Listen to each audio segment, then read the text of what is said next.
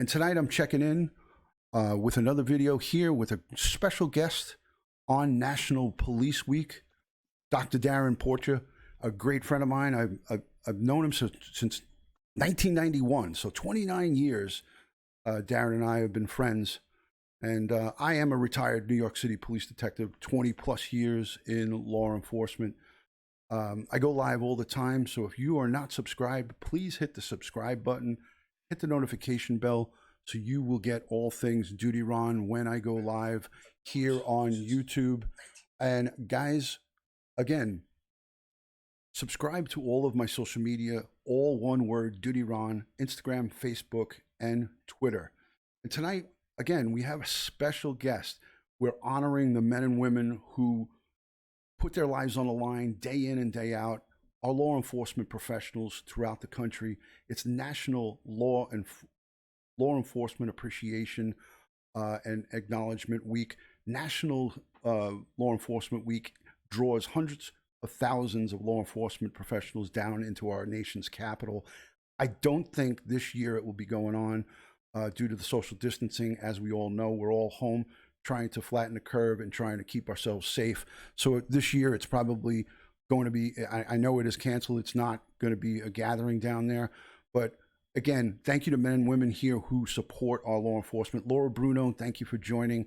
Hello, Matt Sully, retired Irish detective. That's my good friend Dennis from down in Florida. He served with me in PSA 2 in the trenches in East New York and Brownsville for a long, long time. Thank you for joining, Dennis, retired Irish detective. Laura Bruno, Wilma, thank you so much. Matty Boy Sully, his father is a retired captain from Brooklyn North who is now deceased, but he's a great law enforcement supporter. Matty Boy Sully, thank you to your dad for his countless years of service in Brooklyn North. That's my area where I patrolled for a full decade, for 10 years. Hello, Muka. Thank you for joining. Mark Prince, thank you for coming. Guys, if you don't mind, please invite on your social media. Send out this to all your social media platforms and get the word out. We are supporting the men and women who paid the ultimate sacrifice for our freedoms. Elizabeth, thank you for that $20 super chat. I greatly appreciate that. Thank you for supporting this live stream.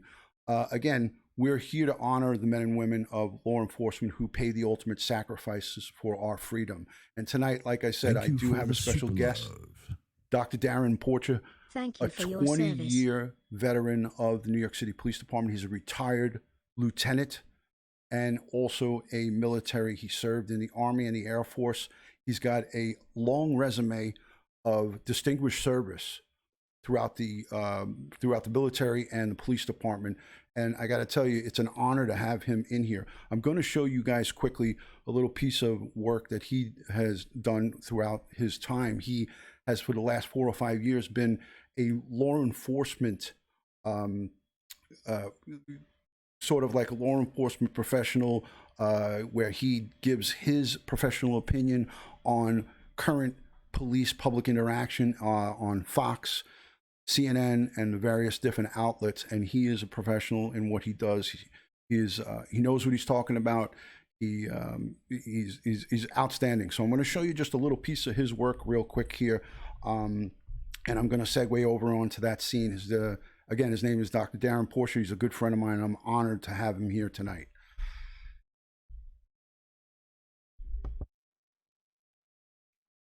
When the city reopens, with officers out sick and criminals back on the streets thanks to coronavirus policies, the real question is, what can we expect? Our law enforcement panel is here to weigh in. We have former NYPD Lieutenant Dr. Darren Porcher and former NYPD officer and author of Becoming Bulletproof, Evie Pomperis. Thank you both for being here. Appreciate it. Thanks. Good morning. Dr. Porcher, I'll start with you. If we take a look at some of these numbers here, the crime increases in New York City in April. There's a 169% increase in commercial burglaries, a 60% increase in auto theft, and a 4.1% increase in murders. What do those numbers tell you, and where does that take us in the upcoming months? Well, it's clear that the de Blasio administration has placed crime control strategies on the back burner. As a result of that, you have criminals acting with impunity without a fear of retribution from the criminal justice system. And it really speaks volumes to the inability to assess the safety of New Yorkers moving forward through the COVID-19 pandemic. Okay, so Evie, there are two things at play here, right? So let's take a look at this number, the 1,600 plus New York City inmates released during the COVID-19 outbreak. And then you take a look at this, a 22.5% crime increase in New York City. This is compared to February of 2019, and this is as a result of the NYPD also dealing with new bail laws that were enacted in January that allows many defendants to remain free as they await trial. So New York police are dealing with, a multitude of things right here. What do you see happening? I do see that number increasing if this continues, because one of the things that deters crime is the certainty that somebody will be caught and punished for that crime. So what's happening here is if people are going to be released, and we are going to see an increase of crime, naturally it happens. Anytime the summer months come, crime does increase. But that combined with the factors of people being released, it emboldens people to commit crime. It's a risk system. They weigh out the risk. Am I going to get caught? And if I do get caught, how much will I be punished? And if you take that away, if you take away the certainty, studies have found that that is the one main factor that helps deter crime. Dr. Porcher, I mean, same thing to you. You look at what happened with January with the new bail reform laws that took effect, and then you look at, what's going on right now with COVID. And on top of that, you have a number of police officers in the thousands who have been out sick because of coronavirus. There are a number of them out right now. Absolutely. What happens is the people closest to the problem are the people closest to the solution.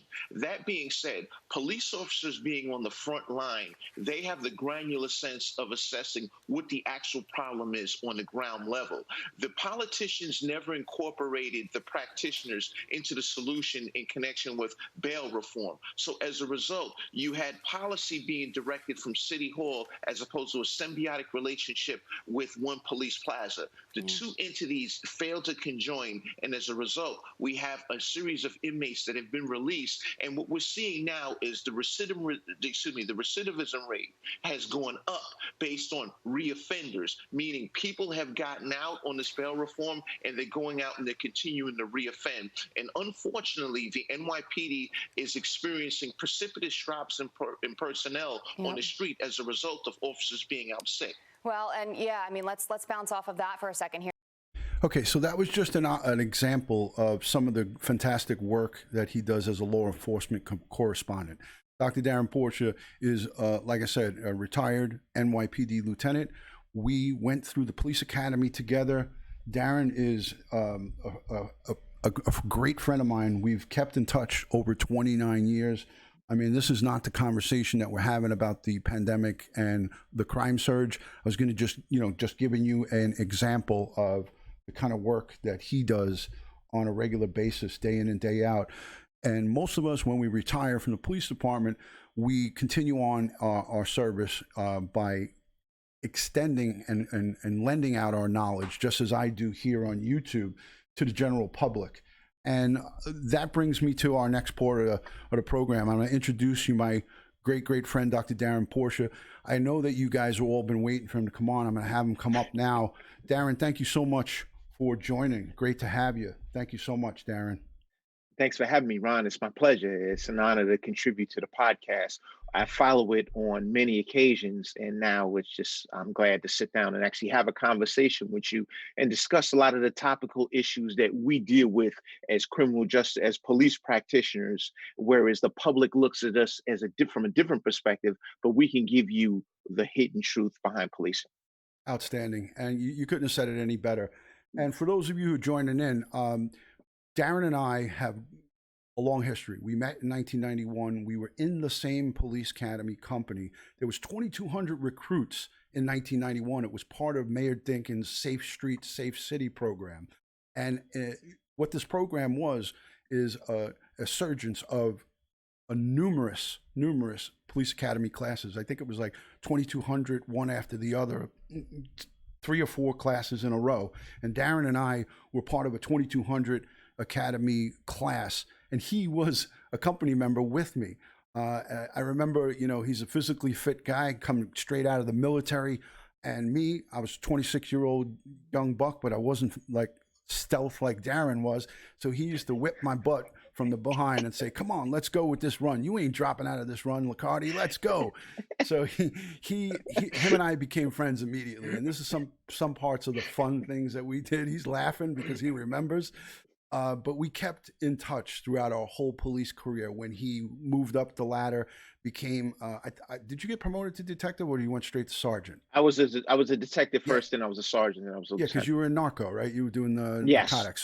So he went from a police officer in housing, and this is the coincidence: is that like there were so many recruits and so many people. I think our class had like over 30, 40 people in it in our company.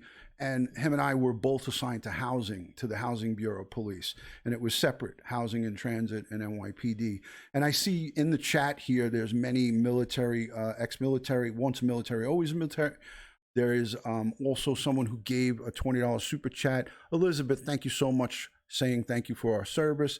And then there was somebody else that was in there, was a husband, was a retired homicide detective from Houston PD. So thank you to all of you guys for joining. Darren, if you want to give them a little synopsis of what your background is. I know you were a criminal justice expert, witness consultant, and all kinds of good stuff. You have an education that will run circles around me, a high school grad. No, I don't know about that. I think street knowledge is the best knowledge, Oh but yeah, but you have something both.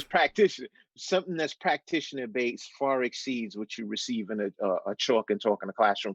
I mean, I started out in 1991. Ron and I, we were basically classmates in a police academy. After leaving there, I went to the South Bronx. Ron went out to Brooklyn North, and that's when I guess the dirty work came into play. Oh yeah, Worked for a series of years as a police officer, then subsequently becoming an undercover, doing undercover work. And after, I actually got promoted to sergeant as an undercover, then went back on patrol in the Bronx, and then went to the police academy, taught as an instructor, and then got promoted to lieutenant, came back out and did a multitude of different things, worked in Washington Heights. instructor in the I, wa- academy. yeah, He even taught the recruits. So yeah, I was an instructor in the academy for I want to say 3 years. Worked up in Washington Heights as a lieutenant. I actually worked the whole city, but yeah, just it's just yeah. so amazing. Like you look back at just I made tons and tons of arrests Right, over I the know, course and of my 20-year career. and not to cut you off, Darren, but I remember this like it was yesterday. Darren and I used to talk on those flip phone cell phones that we had back in the day. There was Yes, no check me out on Motorola YouTube. StarTex. Yeah, right. Yeah, So we no. would do the flip phone conversations while we were working. Hey, Ryan, hey, I'm in the record room over here. How's it going over there at PSA 2? He was in PSA 8, I believe it was, right? Up in Seven. 7, right? I was in And seven. You were yeah, in six. 7, yeah, 8 was the retirement home, right? Yeah, Up north. So he was in the tougher parts of the Bronx, and I was in the tougher parts of Brownsville and East New the York. And trenches. yeah, so but I used to lean on him for, not so much advice on what I should do or what I shouldn't do. It was just like we used to bounce stuff off of each other. And what was great about the relationship that we had, it was a mutual respect because of our academy training.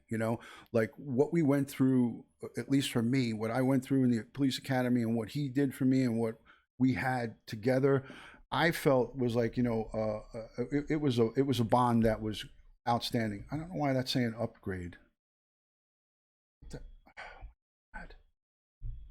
Did I just lose him? No, I didn't. Because I didn't need to upgrade because I have the pro version of Zoom. Anyway, so like I said, for me, I felt that this was a relationship that we were going to have for a long, long time, and it carried. Look, just a couple of years ago, we were out and we were having lunch over in where were we, on Lefferts?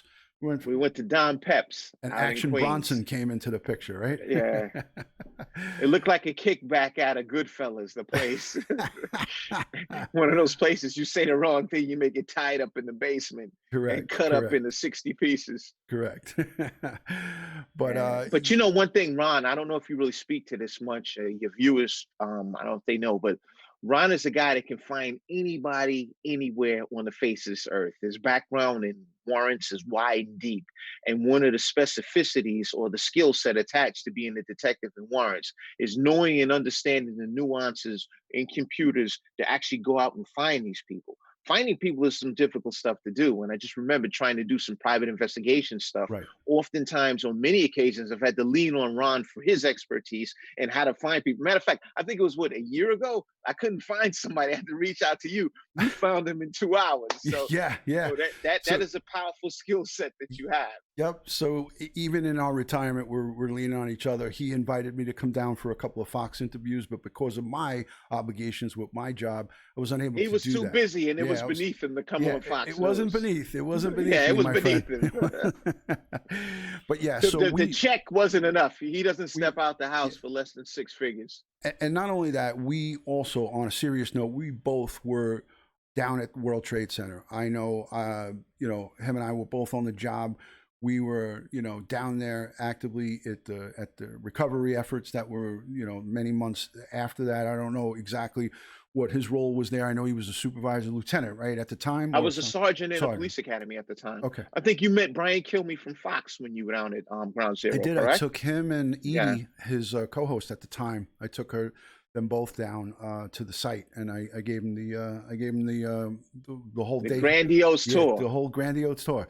But yeah, so again, I wanted to bring you on because I've spoken about you so many different times to all of my people here, and I got another 10 minutes or so here with you. I've spoken about you so many different times, and I wanted to grab you and bring you on. But what happened was, your life's busy, my life's busy. You're a prominent man up on your major news networks, and I couldn't narrow you down to a date. So I spoke to so many people about you and our relationship, and I wanted to bring you guys my subscribers, my friends here on YouTube. Thank you to all my channel members. Thank you for all that super chat. You guys are more than generous and kind. I greatly appreciate it. So I want to open it up for 5 minutes to questions for Darren. If anybody's got questions for Darren, he's watching in the chat, but I'm going to pick out some of the questions for him, and I will I'll call them out to him. So if any of you all have any questions in the chat for Dr. Porcher or myself, send it on out there in the chat, and I'm going to continue the conversation with Darren. Now, what was great about law enforcement per se is we know what we went through, right? Like we always talk about this, Darren. We always say, not many people would understand the kind of days that we had and the kind of things that we saw. And when you talk to people that haven't walked the walk and talked the talk, it's kind of hard for them to understand what we did, So when I have somebody like him, it's we could sit down and have a lunch or a dinner and really, really understand what we're talking about. And sometimes you have a conversation with someone from the outside, and they kind of just can't relate. You get that sometimes, Darren, when you're talking with your friends from the outside. Like I have plenty of friends that aren't cops.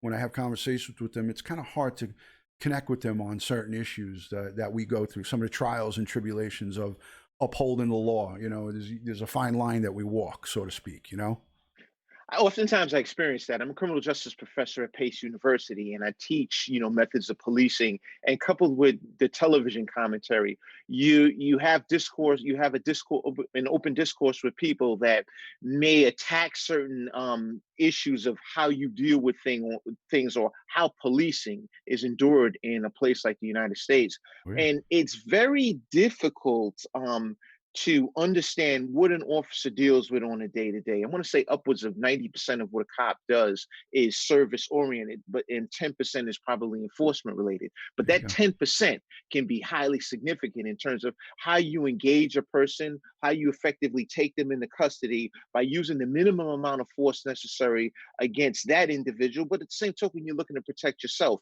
and the public that person may be in fact harming. So a lot of times when you see these videos of a cop that's taking someone down, use of force is always ugly. There's no clean way that I can introduce use of force, but you have to understand that officer is not just using force in protection of themselves, but in protection of a society. Because if we have a lawless society, it now becomes limitless. And we have a limitless society, then you may say to yourself, okay, well, look, I can protect and defend myself, but the elderly people, the children in your family are unable to commit to those same protections. So Correct. if we don't have police in society, we go back to the movie The Purge. Lawless. Yeah, yeah. And So, Kathy from Texas asked real quick, because I don't want that comment to go to waste. What did Dr. Porcher get his doctorate in? I got my doctorate in criminal justice from Fordham University, which is a university here in New York City. The late great Vince Lombardi was the football coach at Fordham Nice. University. Donald Trump also graduated from Fordham University as well. Yeah. Awesome. That's right. That's a good little snippet of information that a lot of people might not know. Fordham is a great university. Astro Haterades is a channel member, a good friend of mine. How do civilians and law enforcement cooperate in solving cases without giving any strategies? Of course, she says. I can answer that one for you. We do depend on civilians in a lot of our cases, solving a lot of our cases, but we don't use them at all. But we do need the public's help in solving, and I know Dr. Porter will agree with me on this. We do lean on the public to solve a lot of our cases. Not all of them, but some of these cases that we have no leads on, we do lean on folks. We're running out of time here, so I want to just look at a couple more questions real quick. What does the lieutenant think about cops enforcing social distancing? Now, I saw an interview that he did recently about this. Do you want to take it in a short order, Darren? I think that the social distance is necessary, but I think that it's somewhat cumbersome in how the police are managing social distancing. I just think that this is something that we're building the plane as we learn how to fly it, so to speak. Yeah. And so it's taking shape as we progress. We're making mistakes. We're doing positive things, but in the long run, we'll have an after action review, and we can evaluate what we did positive and what we did negative. So the next time this happens, we can get it right. Right. Excellent. Excellent right there. I know we lost you. Okay. Let me look at one other question real quick. Thanks for all you do, says Goldie Hahn. Hello and thank you. Thank you for your service. Good evening. That looks like it's about it. National Police Week. Bless the blue. Thank you, Michelle. So there's a lot of positive comments rolling in the chat saying bless the police. Listen, I and Darren can say we have many funerals that we've attended over the course of our 2 decades as police professionals, and it's not a fun or a pretty thing to do. When Kevin Gillespie was killed in 1996, I was there with his family, dressing his son. I was working that night in the Bronx when that happened on the Grand Concourse. He was in street crime. We communicated quite a bit back and forth, me and Darren, on that case. And I was up there in the Bronx. I went up there that night, and I was at St. Barnabas with his wife when the mayor and the police commissioner came, and it was not a pleasant thing. So my special thanks to all the men and women who have paid the ultimate sacrifice. I know Darren feels the same way I do.